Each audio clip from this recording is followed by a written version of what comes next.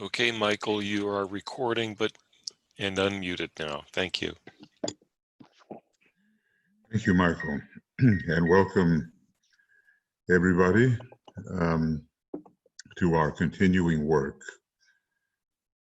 with the power to identify as being.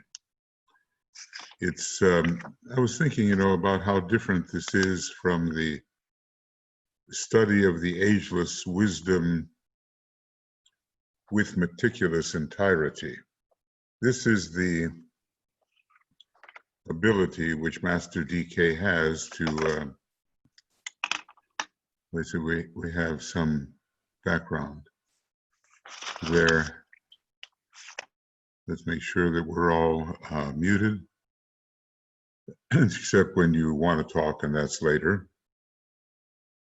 So it is a deep study of many particulars and their relationship with each other. This is how Master DK presents the ageless wisdom. Of course, he has such variety in his presentation that we can't pin him down to one type only, but he does elaborate on the meticulous entiritus approach. Meticulous entirety, which is the evidence of what he calls inclusive reason, and that leads to pure reason on the Buddhic plane, which we've been sort of studying, and then finally to a very direct kind of knowledge, an identificatory, what a word, identificatory type of relationship or even non-relationship, oneness with all things which otherwise could be identified with meticulous entirety. So this class or this project is really different from the kind of work we do when we study, let us say, the secret doctrine in depth, always behind such meticulous studies, this factor of being can be found. And I want to say that I find it very elusive, really. It slips away before you know it, and then it returns seemingly of its own will.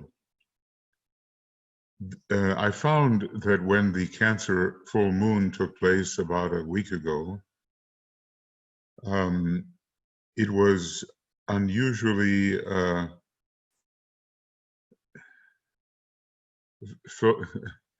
felicitous. It was easy, much easier to sense the wholeness behind all particularity. And if we went far enough with that, we would be into what we could call monadic awareness, which is an uncompromising oneness. And so it turned out, at least for me, and maybe some of you had the experience, that the mantra, the whole is seen as one, really did work at the Cancer opportunity. So I would say that door into identifying as being is sometimes more wide open than at other times. And of course, our goal eventually is to keep that door open at will. In other words, if we want to go through that door, and that's just symbolism, we want to be able to do it at will. So it's a different kind of study and pursuit of experience. The experience is different from the experience of noticing how all things are related in the great science of relations, and how they are all, in a sense, part of each other and function in a particular type of harmony and appropriateness according to the higher archetypes. That's one kind of study. And we never want to relinquish that, because when we study with Master DK, we're studying the divine pattern, the ray of the divine pattern. We're studying the ray of detailed unity, with the unity bringing a coherence to all the details. But when we're studying this particular approach, well, we're kind of on our own. He hints at these things, but he doesn't want to go into them too deeply because, frankly, well, you can always find it. It's always there. But people have a lot of other things to do before they maybe are ready for this approach. And we do them. We have our studies, and there will be more on the details of the books. But as kind of a parallel path of great profundity, we have this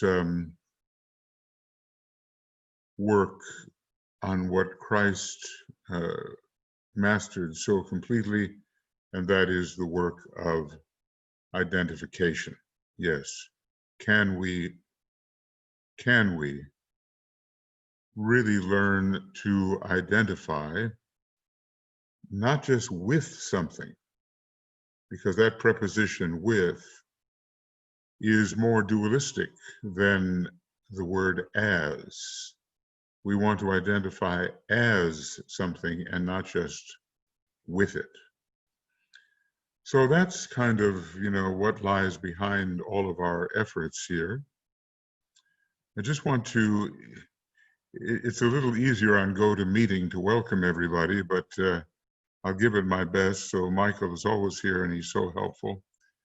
And then welcome to Anne and Annette and Catherine and Cindy and Heike and Jesse O.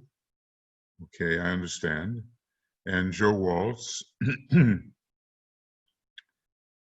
And Joe is so helpful, usually on the other side, but here she's getting to listen and participate, as is not always the way on the other side.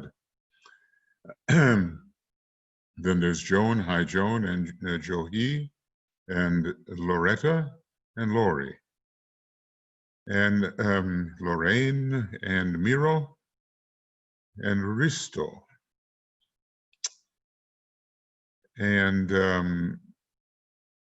okay, well, we just have a last name here, Retterdink, but I think, well, I won't even guess at the first name. I think you've been here before is my guess. And Tia and Vicky. So welcome to all of you. And there'll be others maybe coming along, and we will proceed and sum it all up with the great invocation. These so far, two Zoom webinars we're doing. One is tonight, here in Europe anyway, tonight, and the other is the Ageless Wisdom in Depth. And these links, they stay the same. So just get a hold of those links, and I believe Michael usually puts them in the chat box, so you can use them from week to week. And then when we have our Glamour webinar, we use GoToWebinar. It's a different platform. We'll see whether we're going to change that platform. There you are, Michael. Did you have something you wanted to say? Okay, maybe I hope I'm being heard. Okay. Michael, you can see there is in the idyllic Hawaiian palm trees. Okay. And then a lot of what Tuya and I broadcast is done on the live link, which is always the same for broadcasts. And it's the YouTube live link, which just remains entirely the same. For triangles, the reappearance of the Christ, and for also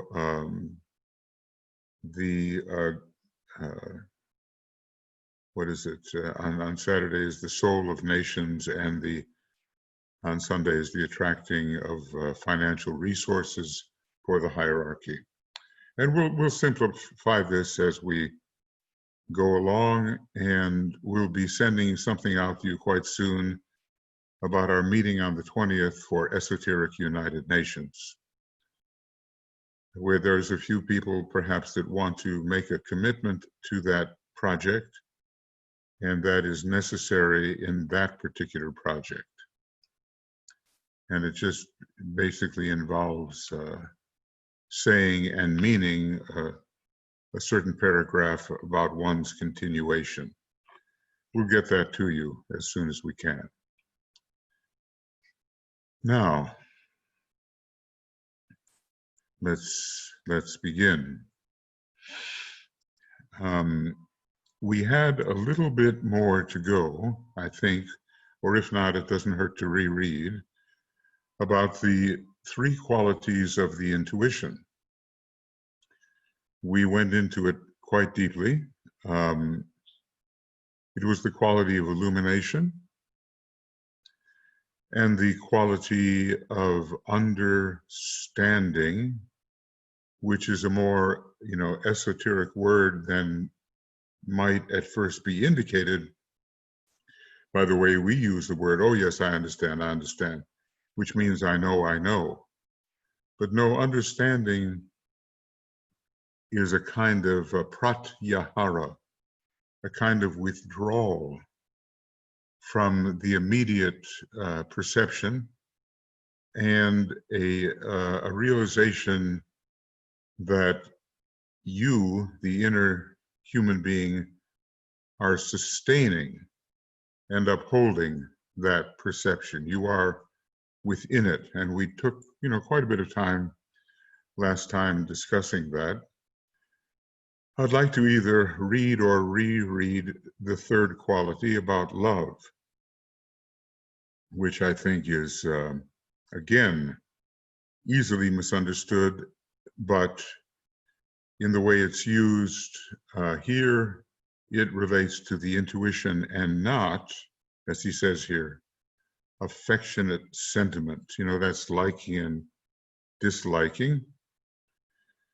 And it's a glamour.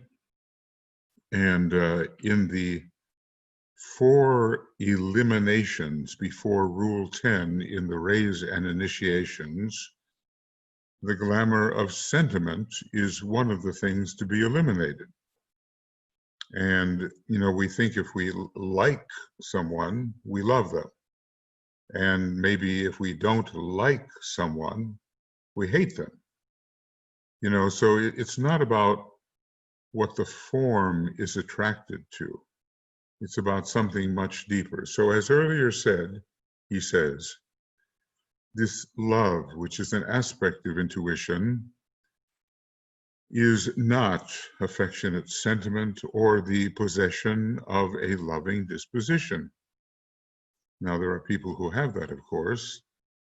These two latter aspects are incidental and sequential. Interesting. They seem to be secondary matters, and they occur in sequence. First, apparently, the affectionate sentiment, and then the loving disposition overall. But without real love, I don't think they have any lasting presence. Incidental and sequential. When the intuition is developed, both affection, okay, it's not a bad thing, it's a good thing, and the possession of a spirit of loving outgo. Think of that now, just a moment. Loving outgo, to go forth to people and other kingdoms in the spirit of love. And it does mean to go forth, because the word outgo is there. That affection and the possession of a spirit of loving outgo will necessarily, in their pure form, because there's lots of ways of distorting, but he's looking at a purified form of these two, they will be demonstrated. But that which produces these is something much more deep and comprehensive. So let's just pause there, realizing that the things we normally call love are produced by something far more deep. Excuse me. Far more deep and comprehensive.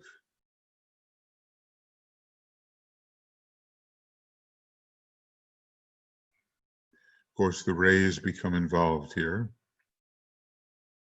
but we usually think that a person who has quite a bit of the second ray, as most of DK students do, will be capable of this affection, appreciation, of the form and the life of another, and the encouragement of the good aspects in the form of another, and the possession of loving outgo. So what is it? What is this deeper thing which makes these two possible? And let's examine ourselves. That's the purpose of all this reading, is to examine how these qualities, and if these qualities exist within us, and to what extent. So it is that synthetic,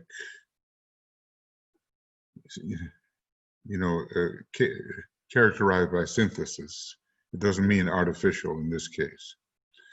It is that synthetic, inclusive grasp of the life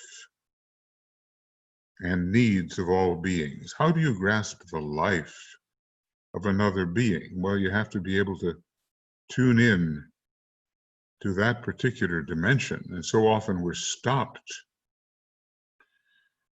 We never get there. We're stopped by the factors of form.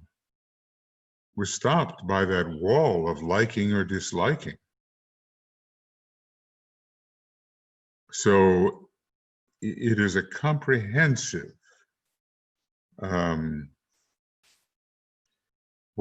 I want to use that word that I've been using, infuceptional, not just perceptual, but infuceptional, inclusive grasp, because it doesn't shut anybody out, really, whether the person is good or bad in the personal sense. It is that synthetic, inclusive grasp of the life. I mean, when you're with somebody, do you grasp their life? Are you attuned to the life aspect, which is really beyond will, beyond love, and beyond intelligence, and the source of all those three? Synthetic, we're pondering on these words, synthetic, inclusive grasp of the life and needs of all beings. I've chosen these two words with intent. So basically, one word is life, and the other word is needs. And he tells us, elsewhere, that it is a very high psychic ability to be aware of the needs of other beings.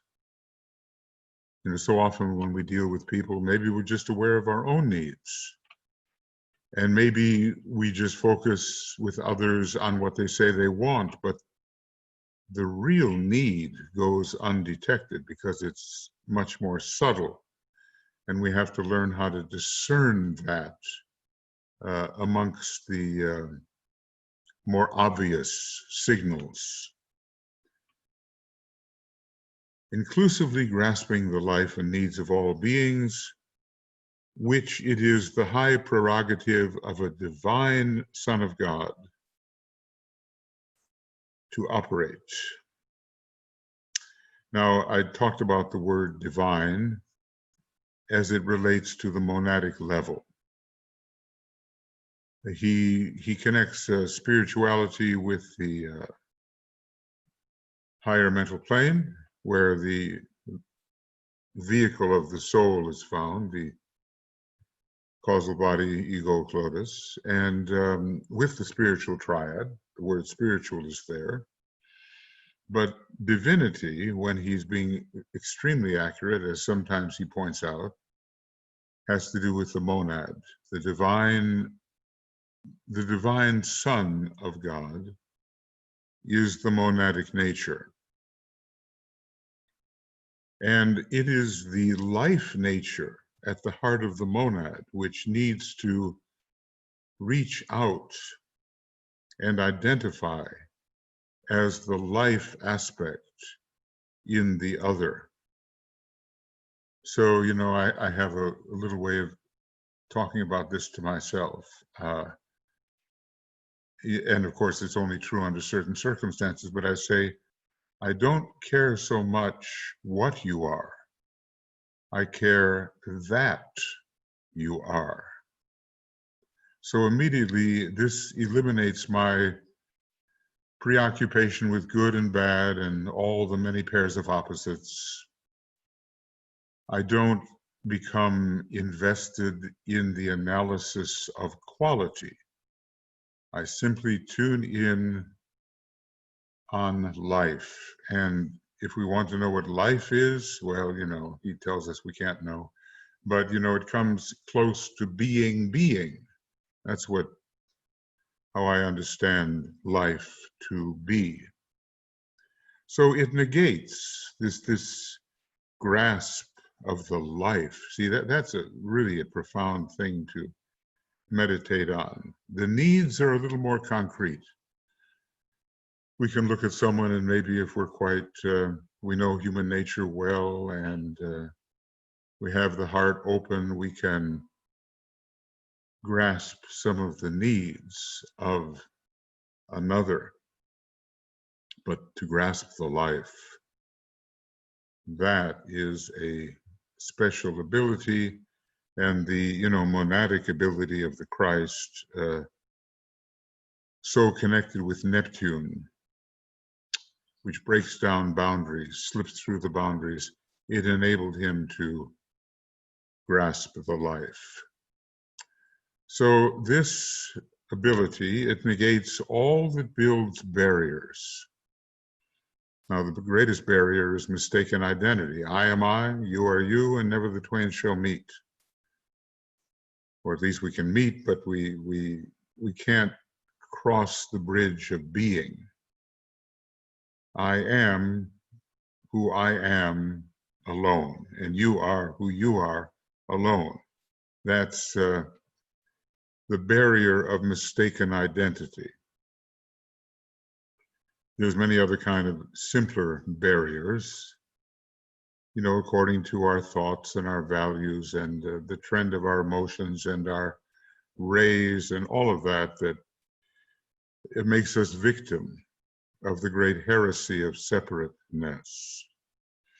But the most insidious barrier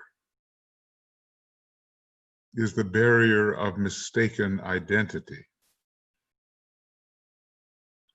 And until you can look, let's keep it in the human family, until you can look at someone else and negate the quality while tuning in on the life, the barriers still exist. So it negates all that builds barriers, makes criticism, what is, it reinforces the ego here in the lower sense. I am higher than you, you are higher than I, all that. It is a kind of a false hierarchy without the love to make it a real hierarchy. So it is a separative hierarchy that makes, or the imagination that there is a separative hierarchy that makes criticism possible. Basically, my way is better than your way. And all that produces separation. So this inclusive grasp, it sees no distinction. I always used to puzzle. I think it's kind of a Buddhist idea that you look in all directions and you see only the same thing. But I used to say to myself, but everything's different. How do you see only the same thing? But when the heart opens sufficiently, and maybe all that chain of hearts leading eventually to that heart center, which is the monad, it has 12 aspects to it, then I guess comes the time you can look in every direction and see only one thing. The Divine Pimander, written by supposedly Hermes Trismegistus, but really I think, some of his latter-day students, talks about the only one thing. Well, how do you negate all the variety without negating it? Because you got to deal with it. It's the ever recurrent Maya. You got to deal with it. We're presented with it eternally. What does Shankara say? Most mysterious is Maya, and forever. And just as a refinement, I would add cyclically forever. So this attitude that we want to develop negates all that builds barriers. So try to find what it is in your life that builds barriers between yourself and another human being. And of course, the other kingdoms get involved here. What is it that makes criticism? And we're not talking about analysis within the field of synthesis.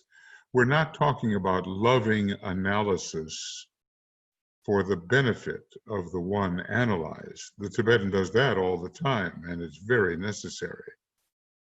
But he's not tearing down. He's not destructively critical, because, basically he knows that whoever he may be speaking to is really himself. I know we've all had that kind of experience from time to time, and I remember once looking at the lineup of the hierarchy as I imagined them to be, and I suddenly realized they were just one being. And logically, it was hard to say how that came about, because they all had their distinctive form and rays and orientation and all that, but there was a thing, a one beingness shared by all of them. So that can come upon you suddenly, or we can be more scientific about it and learn how to make it emerge if it doesn't immediately emerge. So it sees no distinction, even when it appreciates need. Now, we might say, since discrimination is such an important quality, do we ever want to get in the state where we see no distinction? But I think we know what he's talking about here. There are differences in the realm of Maya, but the essence of each thing that appears different is non-distinct from the essence of the other. So, basically, essentiality or essence is identical in all beings when you go to ultimate essence. So this synthetic, inclusive grasp of the life and needs of all beings, it sees no distinction even when it appreciates need. How well do we do this? And it produces in one who loves as a soul, and we don't just have to limit ourselves to the higher mental plane when we use the word soul, because soul is consciousness. So monad is equipped with soul, and so is every greater being possessed of soul. And it produces in one who loves as a soul, not just affectionately because something appeals to you. It has nothing to do with appeal or disgust. We can be attracted, we can be repelled. That's not what this kind of love is all about. And it produces in one who loves as a soul immediate identification with that which is loved. So let's ponder on that for a moment.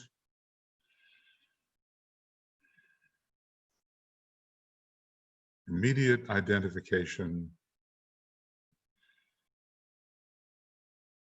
with that which is loved.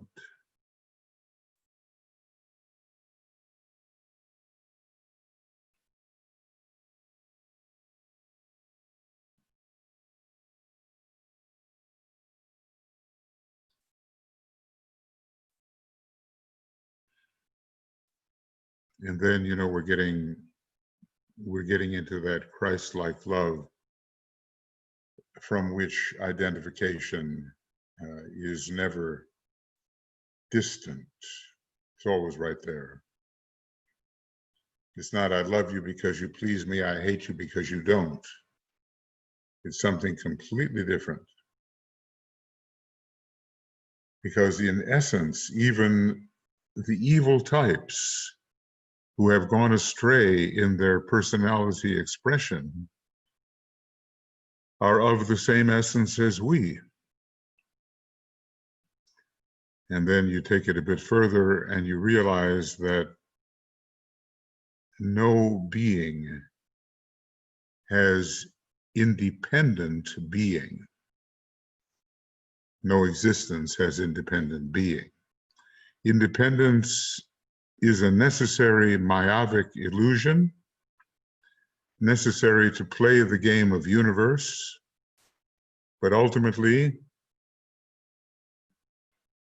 there's just one actor.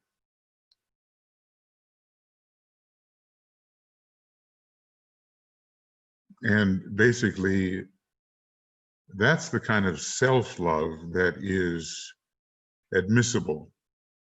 It's not the self-love of the form, it's the self-love of the essence. That's what we have to achieve, and it's very elusive, slips away,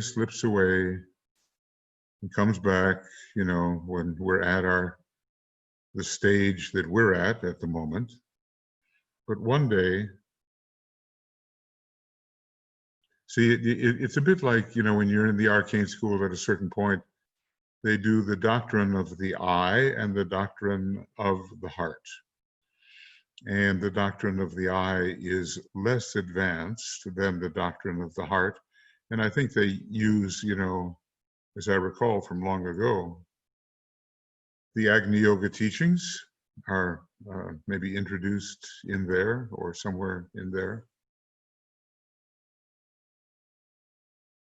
So we really want to see with the heart, because it's just about the only thing that can detect beingness.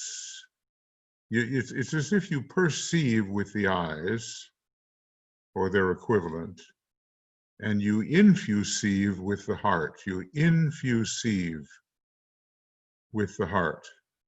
So you kind of wonder, do you see anything really if you don't have your heart open while you are perceiving that something, which is an act of infuception, in the word that I've kind of invented to cover that. And actually, you know, it's in the line of a tradition. I'm thinking about Franklin Merrill Wolff, who was a real unitist, and he called his philosophy introceptualism. Introceptualism. It's a bit like me using the word infuception. So we have to make sure that that heart, and really the series of hearts of which we are possessed, is open if we want to understand the essence of anything.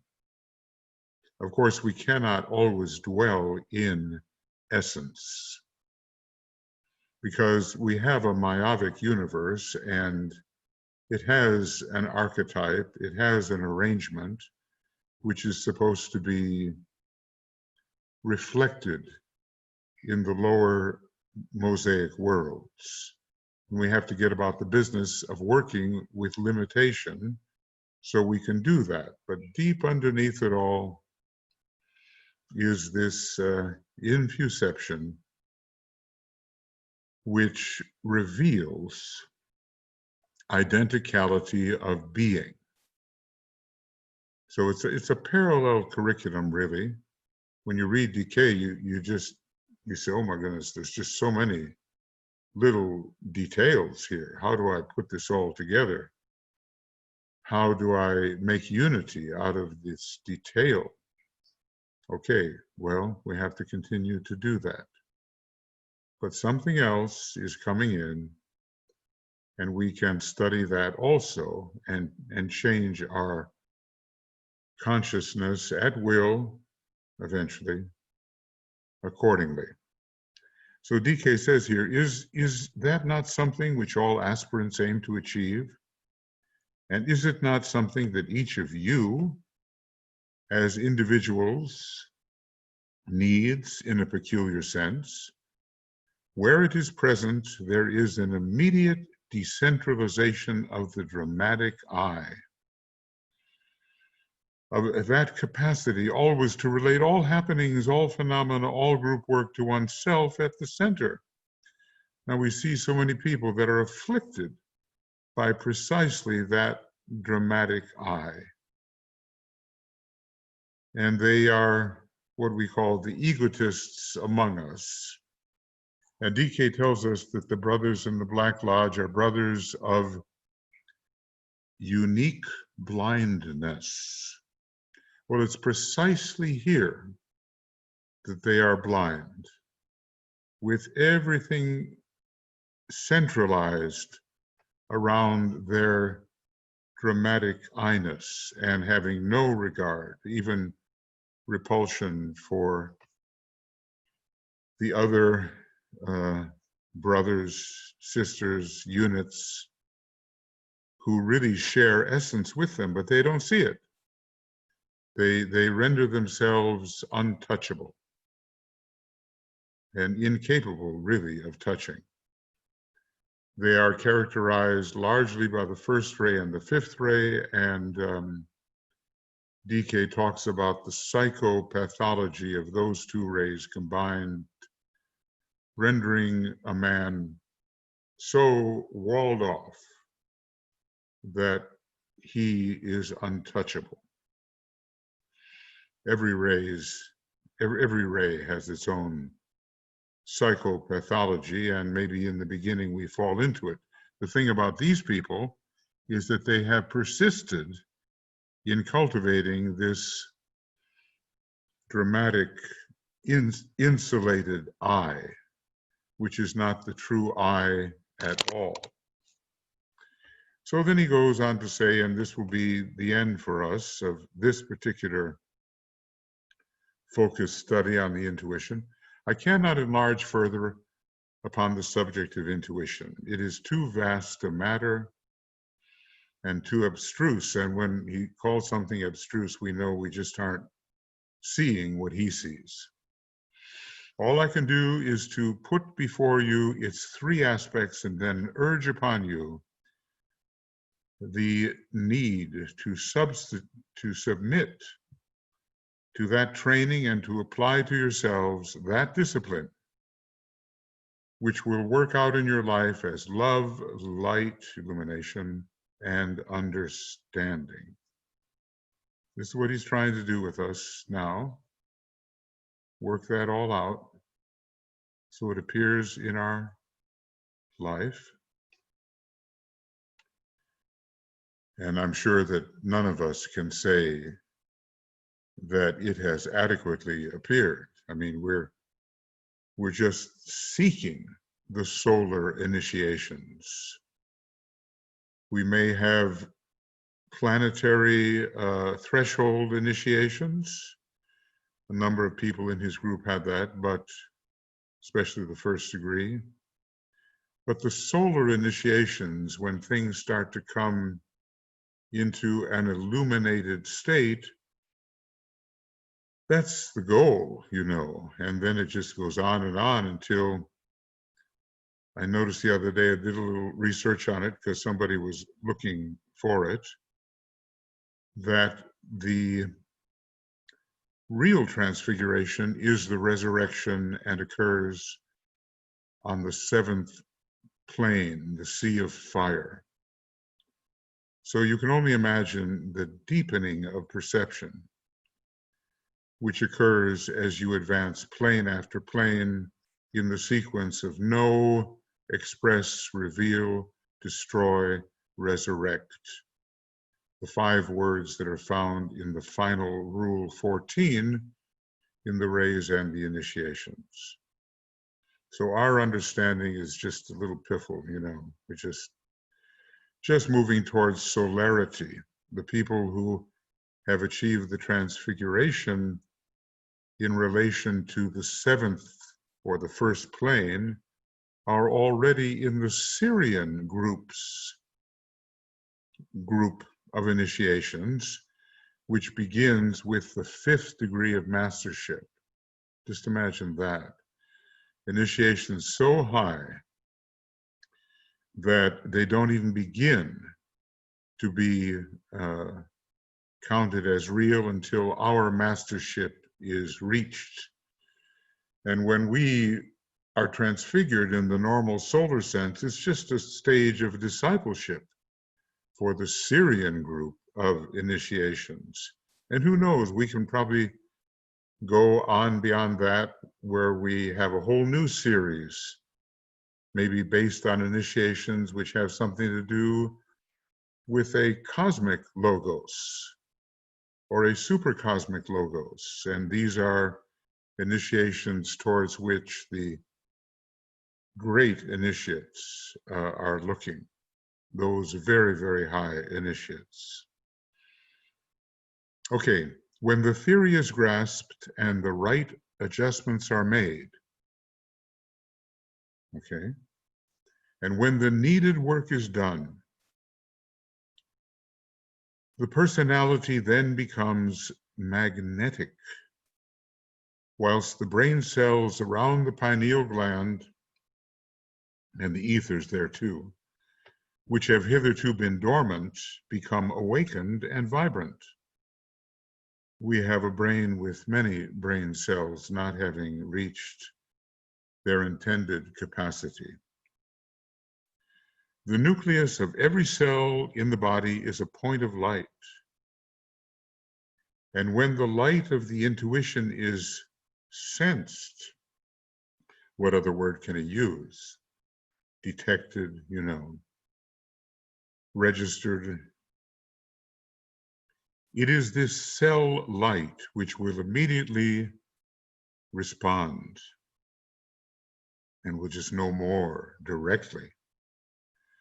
The continuance of the inflow of the light of the intuition will draw forth, esoterically speaking, into the light of day. Now that's very interesting because the light of day is a type of light associated with Scorpio and the intuitive plane, will draw forth into the light of day every cell which is so constituted that it will respond. So basically, we are waking up, and then he goes into this kind of program of symbolic study, the study of symbolism, and they had some wonderful symbols there created by a theosophist who was a friend of Alice Bailey. One of her names, I think, is Frobe, F-R-O-B-E, but I can't pronounce it. It's I think it's Dutch. I'm not sure. But anyway, you can find on the internet those symbols that they used, and if you want to trace them, Francis Donald knows how to get there. Francis, who is presenting, the Secret Doctrine series and the Wisdom of All Ages series. So we're right on the borderland, and people like ourselves should not only be developing the abstract mind, which is the theme particularly of the next 2,000 years, but then we should be developing as well some sensing, registration of the intuition which will reveal the archetype that stands behind all these conditioned arrangements with which we have to deal. When we're down here in this lower mosaic world of parts and pieces, we are not yet dealing with archetypal arrangement. I think, the seventh ray is called sometimes the ray of right arrangement, something of that nature. We're dealing with the reflection of the archetype in the mosaic world, but not yet really right arrangement.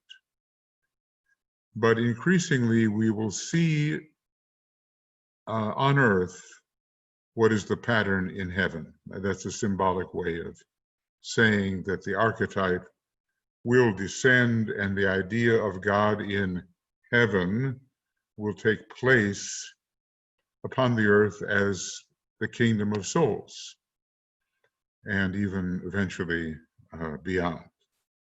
So, sometimes you just get a little glance of the wonderful intention of the divine plan.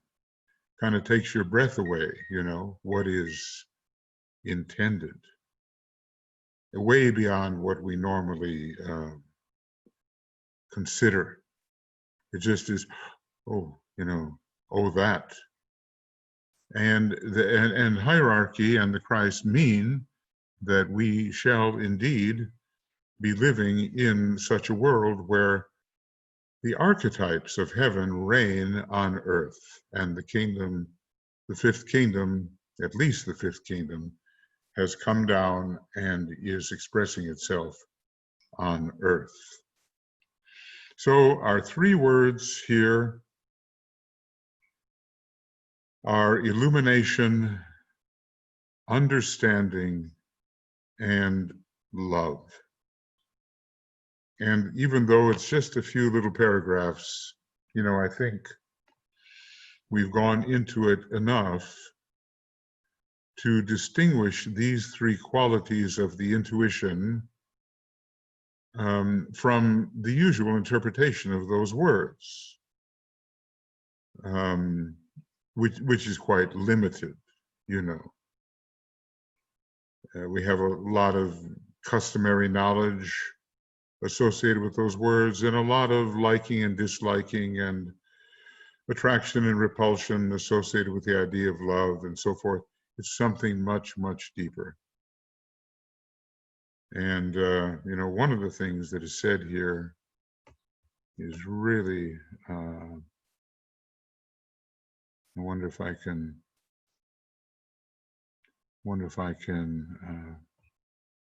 find it here. It's this whole sense of universality and a realization of what the world life is. And you're realizing also the third fundamental of the secret doctrine, that all souls are at one with the oversoul. So intuition is a comprehensive grip of the principle of universality. You know, it's going to come out in the Aquarian age. And when it is functioning, there is momentarily at least a complete loss of the sense of separateness. At its highest point, it is known as universal love. Someone was asking about that, you know, in relation to Gemini, and at the seventh initiation, certain high points in that long process are achieved in relation to the seventh plane through the sign Gemini. I think that Christ in 1943 achieved such a landmark point in the long seventh degree process that he's going through. Vicky, I've been trying to send some things in your direction about these things. At its highest point, it is known as that universal love, which has no relation to sentiment or to the affectional reaction, but is predominantly in the nature of an identification with all beings. Now, everything is a being. Even a mineral is a being. So basically, it comes out that its identification with everything, and everything is a perception. To be is to be perceived. And farther than that, everything is a universal self-perception. It's not just a perception of the tiny little emanations. It's all the universal God's self-perception. Everything is.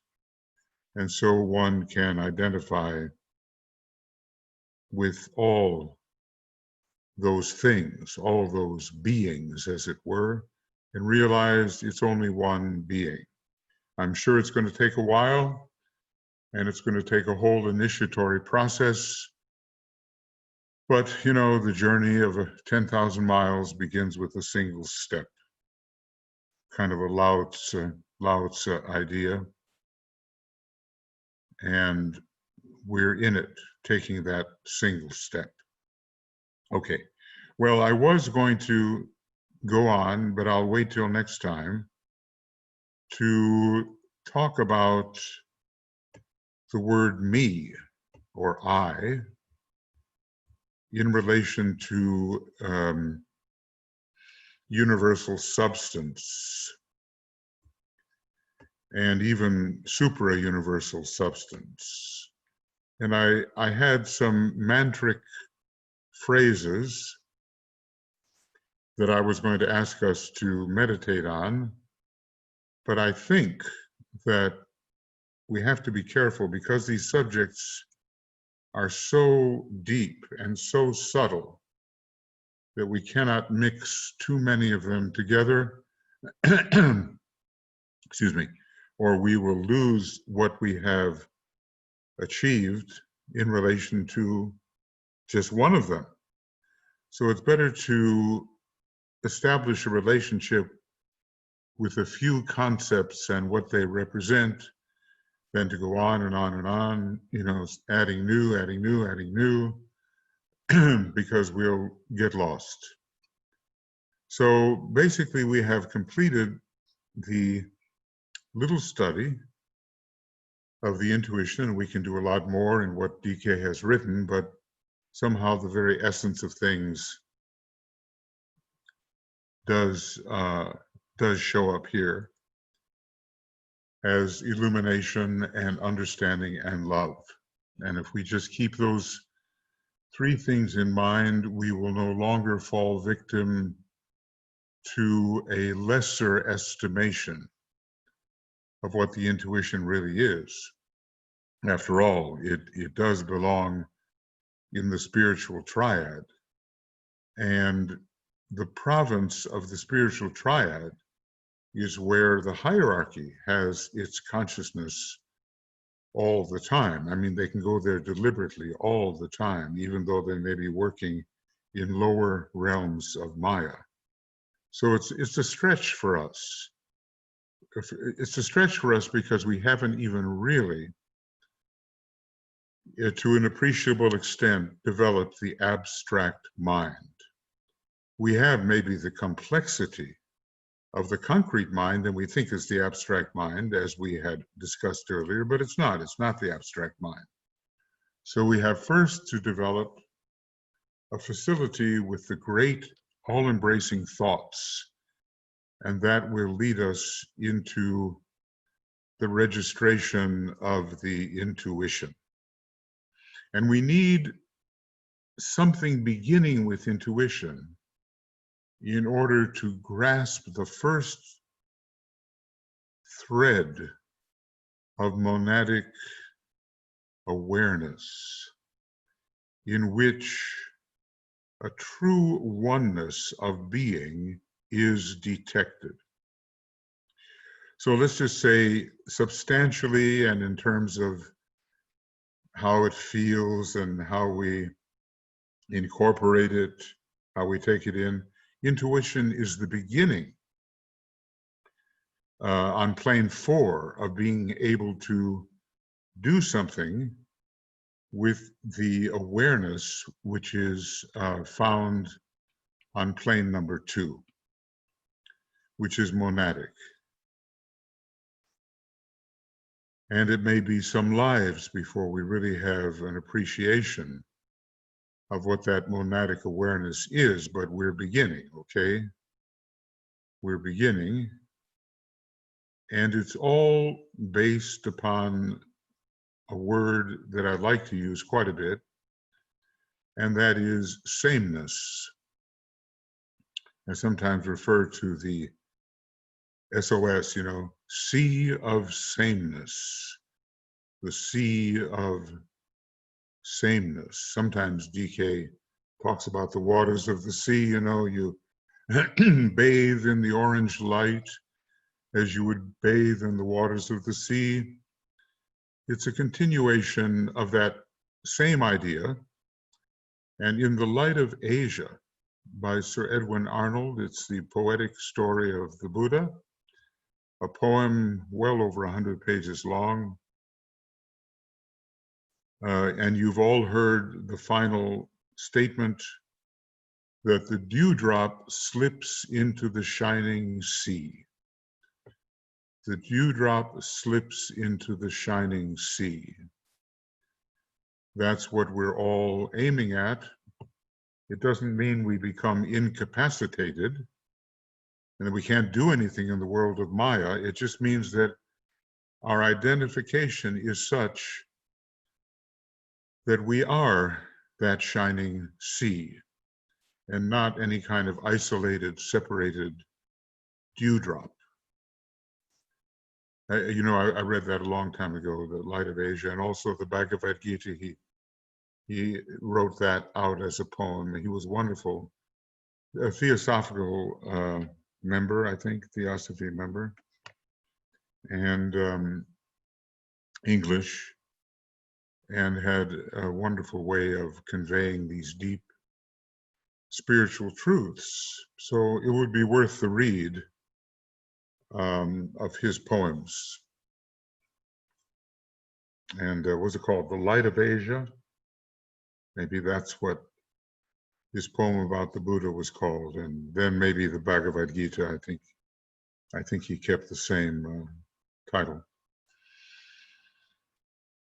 Okay, so now it's time for your thoughts and your questions. And, you know, if there's anything about this material that you would like to consider, that's great. And I also open the door up to consideration of any occult subject that may be on your mind, because one thing always leads to another. And in the great sphere of occult knowledge, you can get to any place from any place else. Not that I necessarily can, but I live in the faith that this is possible, having seen it done many times. So if Michael, if you'd be so kind to let me know if there are any people that would like to talk, and or anybody who is writing something that needs to be addressed. Yes, early on, Leslie wrote, similar concept. The disciple faces two ways, and each way sees the same vision. That's interesting. And, you know, it's the idea of Janus, which is the Geminian god, looking above, looking below. And then what is that vision seen? Maybe all part of the divine plan on different levels, but it is the plan, and it's within the archetype of the purpose. In other words, we learn a type of perception which does not rigorously divide one thing from another, unless, of course, we wanted to. If we're, you know, really using the fifth ray and we want distinctions within the realm of Maya so that we can handle with wise relationship the realm of Maya, okay. But that has to give way to a deeper realization that we're looking at one substance, one being, one substratum that is beneath all apparent distinction. So which way do we look? We, you know, there's a position from which we look upward at the realm of soul, because we have the soul in incarnation, and we look downward and outward towards the realm of elemental life called the personality. Now there will come a time when the ladder moves, or we move upward on the ladder, and our point of dual vision becomes the higher mental plane, which DK says is desirable for the meditator. There will come a time when that point from which dual vision is taken is one of the vehicles of the spiritual triad. There will come a time when it's the monad, and we're looking upward towards the groupings of monads, of which there are 7, we're told, and downward towards the superhuman worlds and the human worlds. So this point of observation for dual vision keeps moving up, up, up. It's kind of a Libran thing with Gemini dynamics, to look in both direction. You know, the Roman god Janus, the soul, as a soul, we are that. We do have a higher of the pairs of opposites and a lower, but the higher and lower of the pairs of opposites continues to change points of tension, as our middle point of tension from which we observe in 2 directions, as that intensifies, the higher and lower points of tension intensify. So yes, we're seeing the same thing, which has given birth to a variety of forms, but it is the same thing. Thanks, Leslie. And Jesse has contributed 2 questions. It is said the wall of being is the periodic table. Can we ever understand the quantum world? And then adds, is it possible that the quantum world is the angelic world? Okay, well, everything is already understood. Everything within the planet, we call it, all knowledge. And if we can raise our point of tension to that of the super beings, like Sanat Kumara, like the planetary logos, and of course beyond, we can understand everything. But we're not there yet. And so far, look, I'm not a fifth ray type, but, and DK himself said, look, if I need the answers to these questions, I will consult a fellow member of the hierarchy who's on the fifth ray, and I'll get them directly. But, a little bit can be understood, and that is that what we call the quantum world still has the idea that all things, mental, psychological, and, having to do with our consciousness, are built up from matter. In other words, that the higher faculties and the higher levels of consciousness are what has been called epiphenomena of matter. Now, this is a complete reversal of the occult perspective, that basically from the spirit and from the psyche come all of these, I don't know, what shall I call it,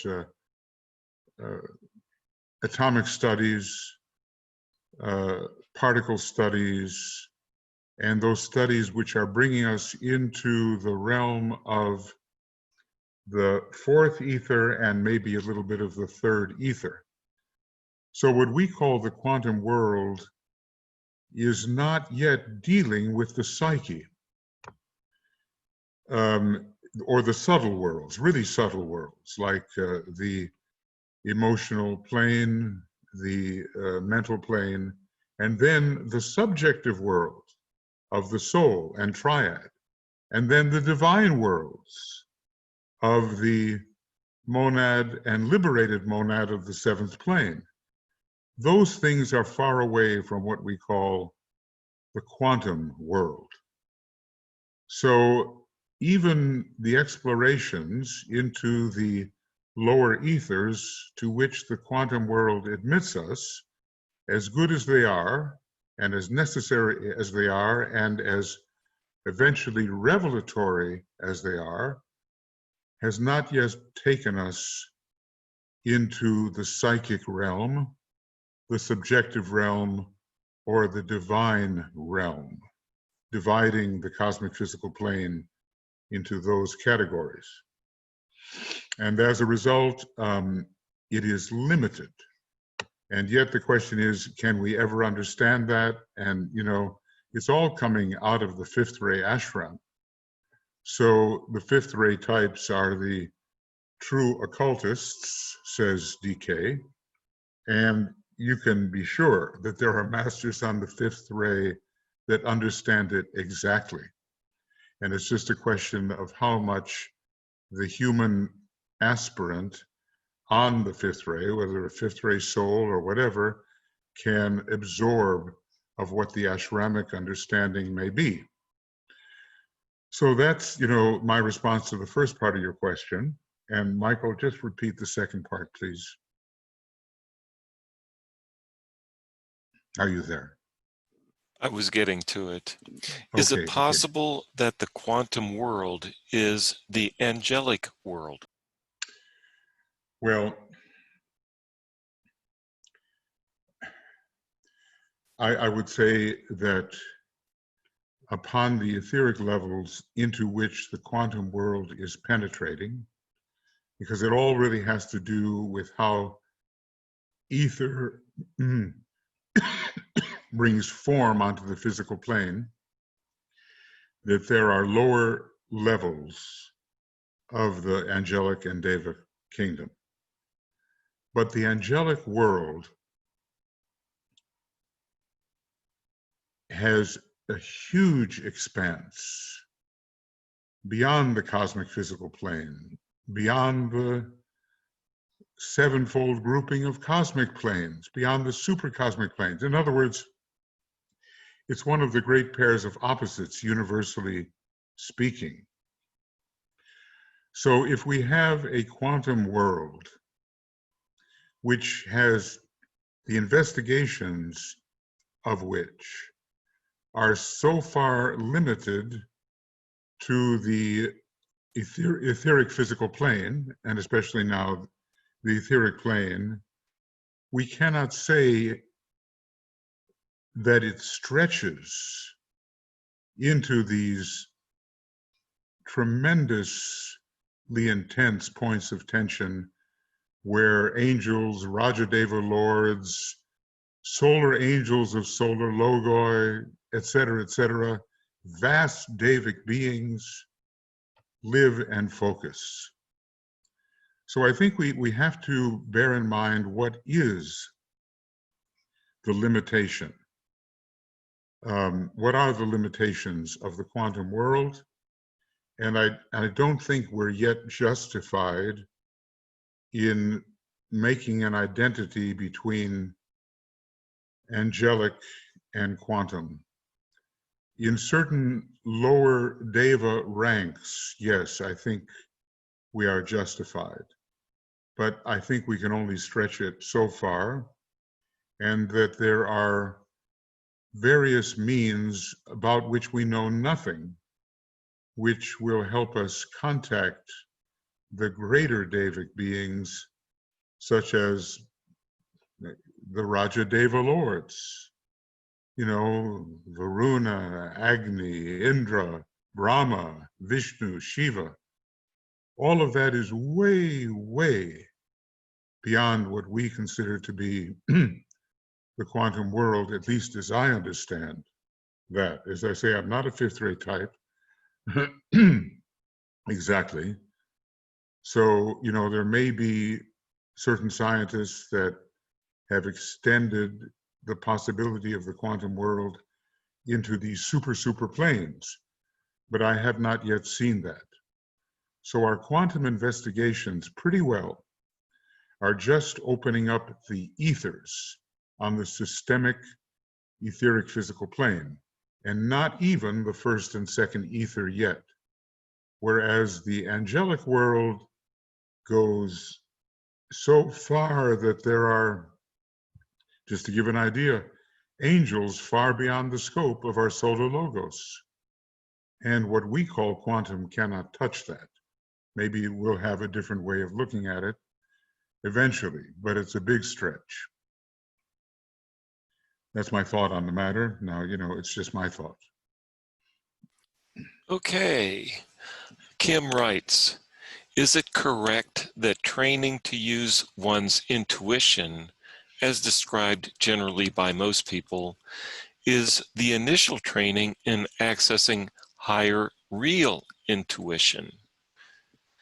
And she does provide a download of The Light of Asia, and that's in the chat box for everyone. Okay. My edition of The Light of Asia was published in 1882, and it's dutifully inscribed to the sovereign, Grand Master, and companions of the Most Exalted Order of the Star of India. Someone had some sixth ray there. Yeah, his Arnold's sense of devotion was very, very strong. His poetry is beautiful, and the thought within it is revelatory. So, you know, if you have time to read it, for me it's been a long time, but I was much impressed, and you know, it's one of those books that you want to have. DK said there were certain books that he wanted his students to have handy with them: the New Testament, the Yoga Sutras of Patanjali, the Bhagavad Gita, and The Crest Jewel of Discrimination by Shankara, Viveka Kudamani, The Crest Jewel of Discrimination, the discrimination between the real and the unreal, basically. Those are four that I can remember. And this English translation of well, it's not just a translation, it's a poem by Sir Edwin Arnold of The Light of Asia is another one that would be really good to have in one's library. As far as the Bhagavad Gita goes, I think he recommended a certain translation, but the poem that Arnold created, I think was wonderful, and it's good to see his take on these things. So let's see, okay, so thanks for putting that in there.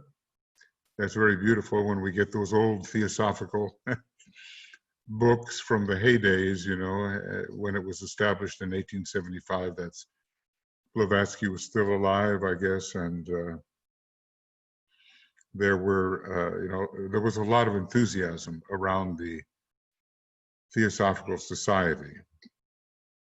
Some of that has waned, and what DK has said is that a lot of the very devotional types of people can be found in the society.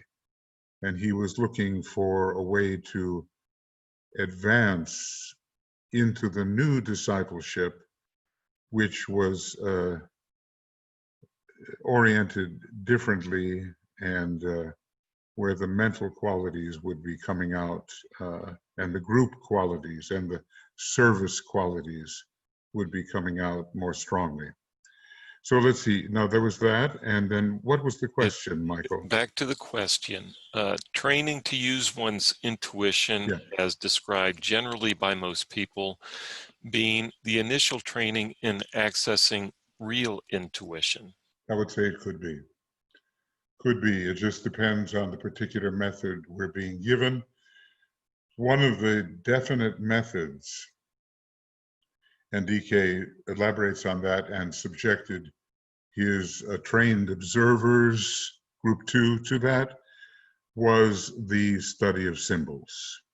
Now, I guess it has to be the right symbol, but there's a certain symbolic consciousness which can take you into the realm of intuition, because the symbol represents something that you will find there. So if it is the study of symbols, it will take you there. And maybe there are other methods too. We just have to go over them one by one to see where they lead. So, you know, let's just say a definite maybe, depending upon the method being used. You have to start somewhere, really. And basically, what we're doing is trying to put the unknown, reach the unknown through a study of the known. It's kind of algebraic in a way. We're solving for the intuition. And we're doing that by looking at something much more concrete, a symbol, but then it gives you a transposition into a higher world of realization, because there is a connection. So at least the study of symbols is the way recommended by DK, and just an alertness using the sentence, what does that really mean? Well, that will take you into the world of souls. You know, what is the meaning of this object? What is the meaning of this relationship? That takes you into the realm of souls, and maybe the intuition takes you into the realm of what's called significance. And then there is being and cause and all of that, different worlds. And if we work with a symbolic approach to all things materialized, we will usually be able, after time, to touch the origin of the materialization, which is probably an intuitive archetype, or an archetype in the intuitive world. In other words, an idea. It takes us into Plato. How do you know the idea? How do you know the true form? Well, you sort of study the shadow of it. And then it leads you via a bridge into the higher, what he called them forms. He didn't mean, normal forms. He meant archetypes. It takes you into the realm of archetypes. And generally, that realm of archetypes begins on the Buddhic plane. So I would say a definite maybe on that one. And Kim provides an example of what she's talking about as initial training would be training oneself to use the three brains, being head, heart, and gut. And Jesse writes, unfortunately, some general training in intuition is just a training in psychism, so care is needed. DK asks us to differentiate between true intuitive knowledge, which we have been studying, and then what is called the psychic hunch. I'll bet this is the case. Oh, it is. Well, then that's my intuition. He makes intuition into a much bigger and more inclusive idea. So it is possible to understand things psychically and maybe even get a pretty good reading on them, and yet they wouldn't really be called the intuition as DK presents it. Now, the gut, look, all of this is getting into different kinds of telepathy. There is solar plexus telepathy. There is heart telepathy. There is soul telepathy. There is mental brain telepathy. And we have to be able to discriminate between them. Maybe I don't know very much about it, but I'm not too enthusiastic about the solar plexus reaction, or the so-called, I feel it in my gut idea. I think it doesn't lead to real intuition. However, when the heart is involved, the heart is a Buddhic organ, he tells us. And I think via the heart we can reach the intuition. There's a relationship there. And then maybe the heart and the head has a monadic connection, which basically is about oneness and identification. I think when we deal with knowledge, we're still dealing with relationship. There is a form of approach to reality which is non-relational. And that's what we've been trying to study in this particular series of programs. So if the gut is working for someone, yes, it's kind of an animal brain, and yes, it might reveal something to be fearful about, or it might reveal to the animal where a source of food can be found, and it involves to a degree the fight or flight mechanism, as does the adrenal situation. But I wouldn't trust it so much, even though popularly people use the phrase all the time. I would work from a higher center to access at least what DK is calling the intuition. The Tibetan identifies the solar plexus reaction as instinctual telepathy and uses an example for that as the link between mother and child. Right. It has its place in the preservation of the form, and it's certainly shared with animals. We still have it. The animal has it maybe even more strongly than we do. And it's not that one has to discount it, but it is not the kind of intuition we've been discussing as this sense of universality and divine understanding and identification.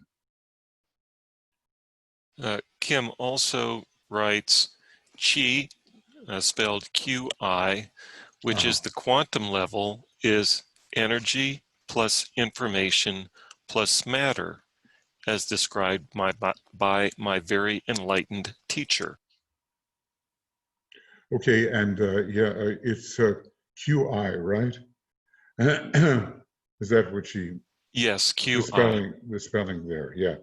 Well, we're getting into the whole realm here of the Kundalini as it awakens eventually all the different faculties in man.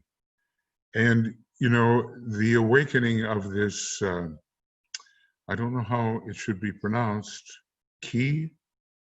I'm not sure. This Chi, is, QI can also be written CHI. okay. Well, that, yeah, I understand that then.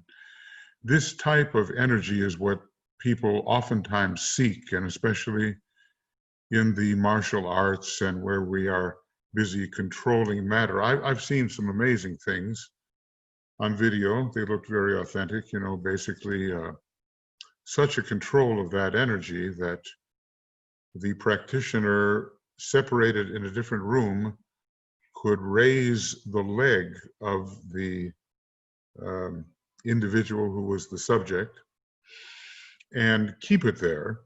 The individual couldn't put it down until a manipulation of that energy was performed by the practitioner, and then it could be lowered. Probably the certain phenomena like levitation are involved here as well. The thing is that the way we are trained usually is to go for the phenomenon. So many people go for the phenomenon first, and they may not understand the principle behind it. DK is very different.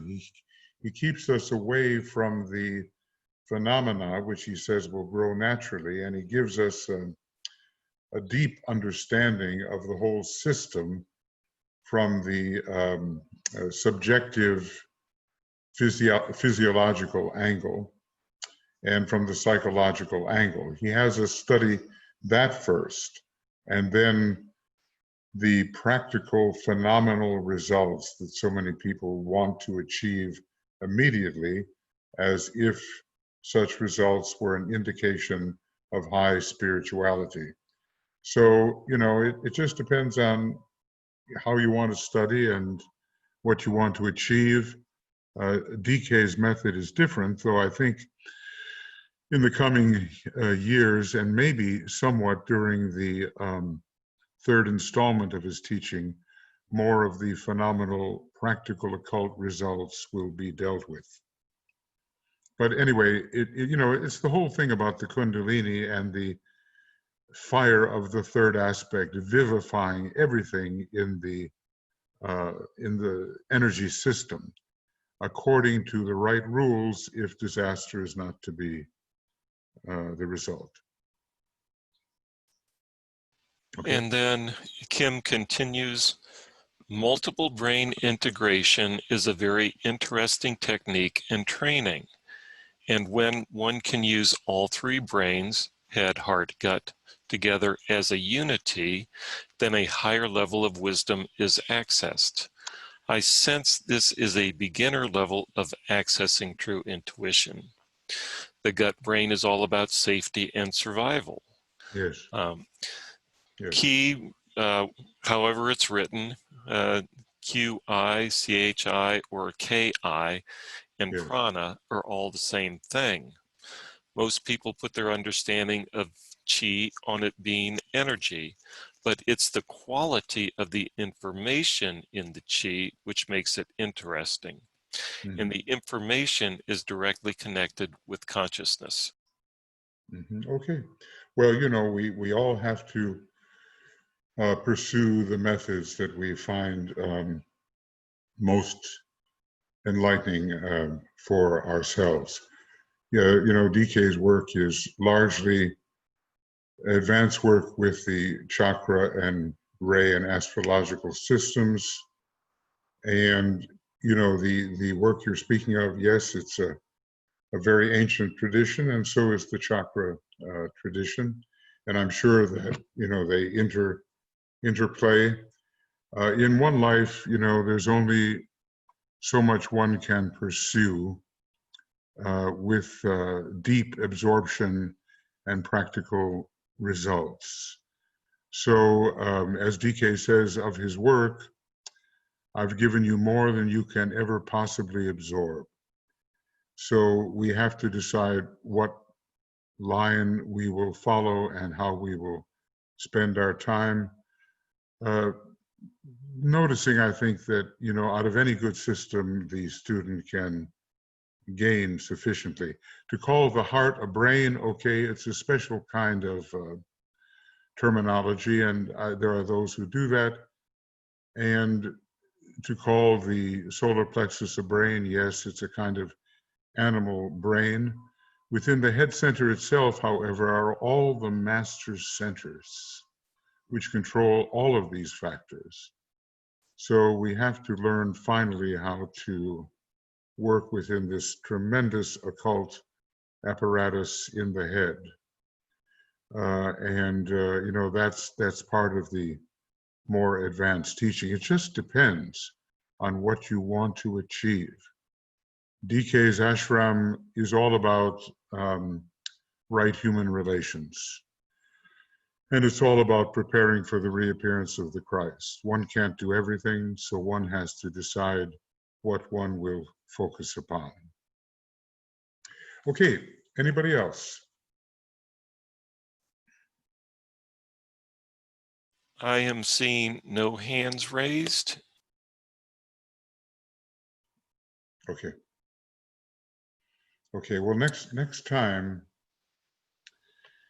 see, this whole, what, I'm sorry, pardon me? Kim follows up, different horses for different courses, all leading to the same place. Okay. Massive research on three brains. A brain is a network of neurons with intelligent purpose. Thousands of research papers done to show that we have three brains. Well, I would say it's the beginning of what the deep trans-Himalayan occultism really is. So, follow it out if that's your way, and those who have another way, they ride a different horse, Anyway, there is intelligence throughout the chakra system, obviously. Next time, see, our work here is on the principle of identification.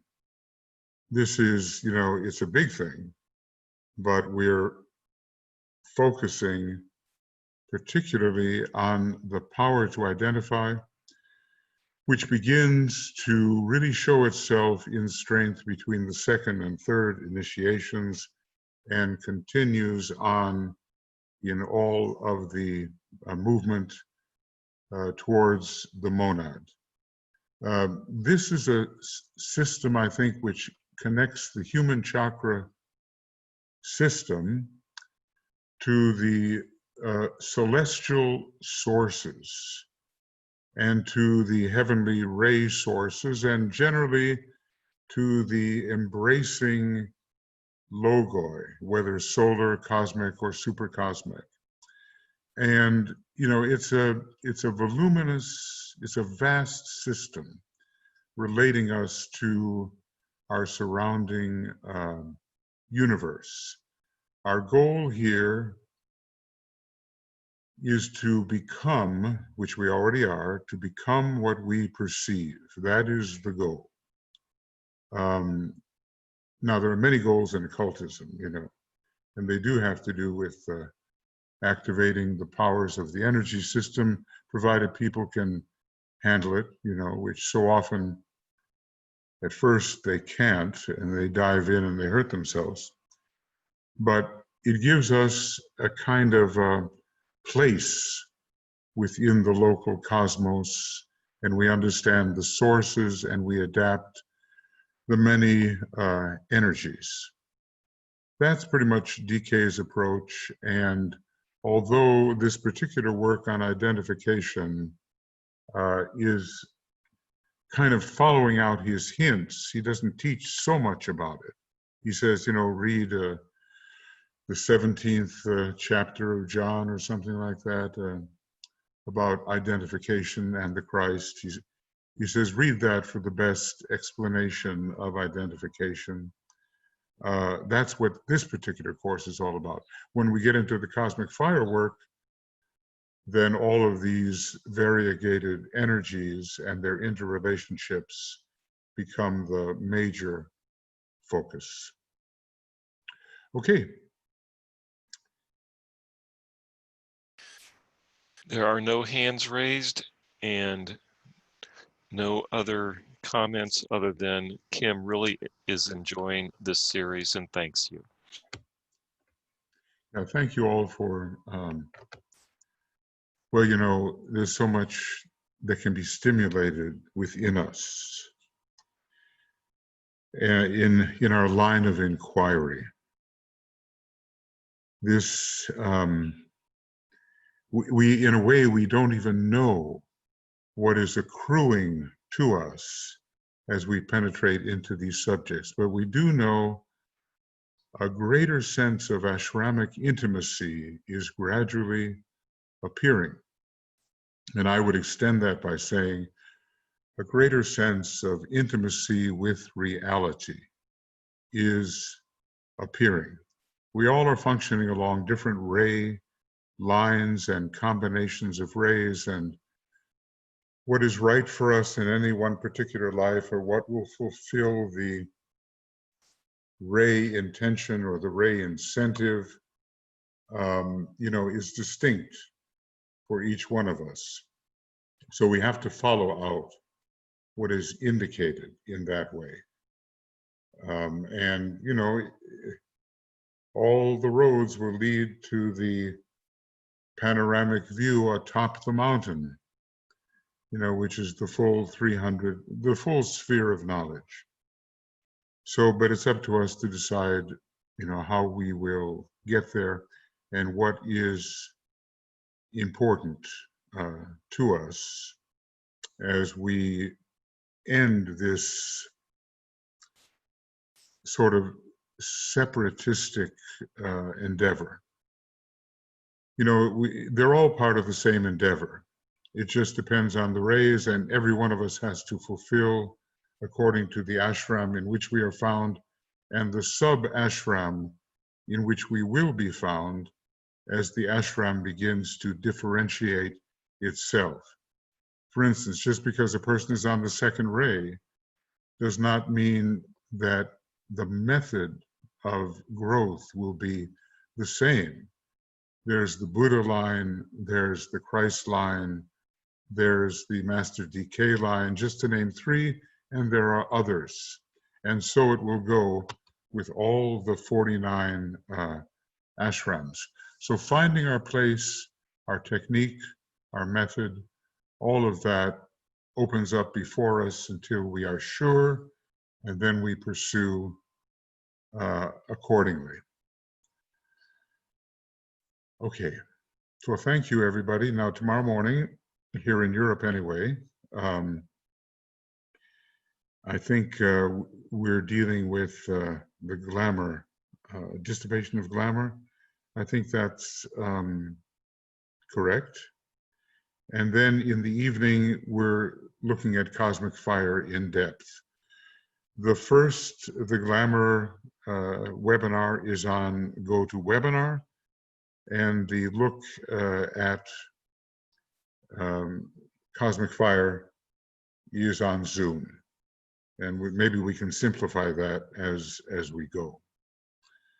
It would be nice to simplify that, but 2 years away right now, so the simplification may have to wait until she comes back.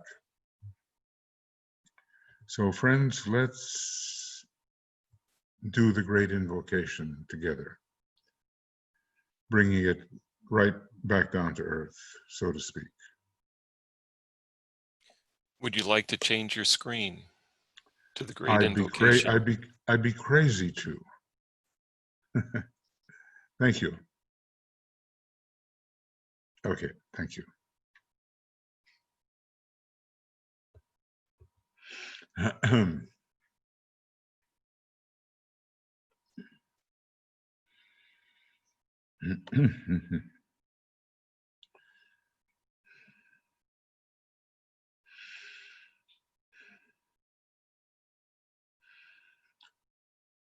From the point of light within the mind of God, let light stream forth into the minds of men. Let light descend on earth.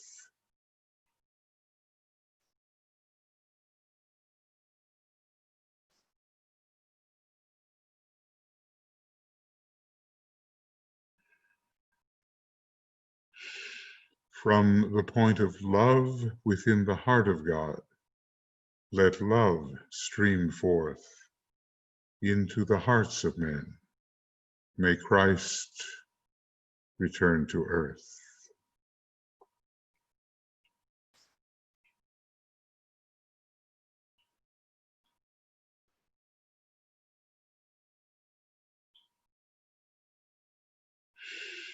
From the center where the will of God is known, let purpose guide the little wills of men, the purpose which the masters know and serve.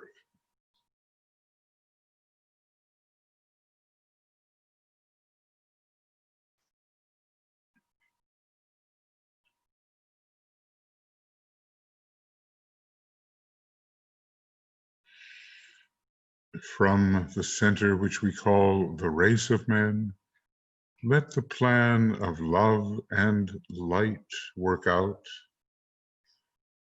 and may it seal the door where evil dwells.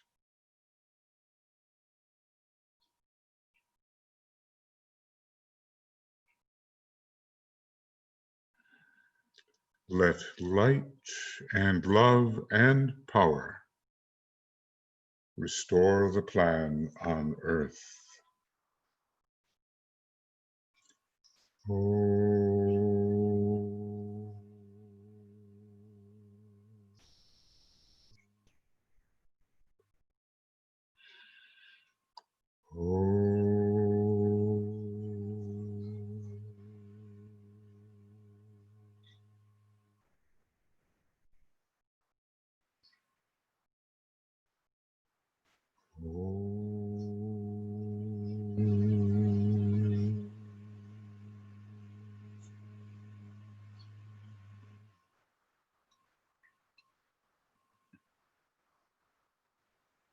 Thank you, everybody.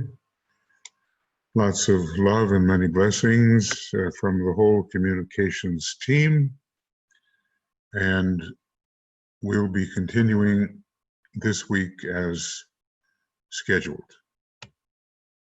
Tomorrow morning, the dissipation of glamour. Bye for now.